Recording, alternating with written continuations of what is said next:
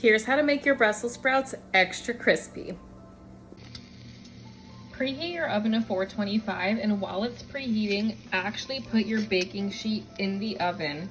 This is gonna help your foil get hot, and I'm gonna stop talking for a second. You can already hear the Brussels sprouts starting to cook because I just placed them on here.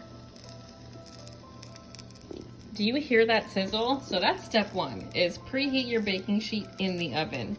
Step two is you want to make sure that your Brussels sprouts are already tossed in your olive oil and salt and pepper, but you want to put them all face down.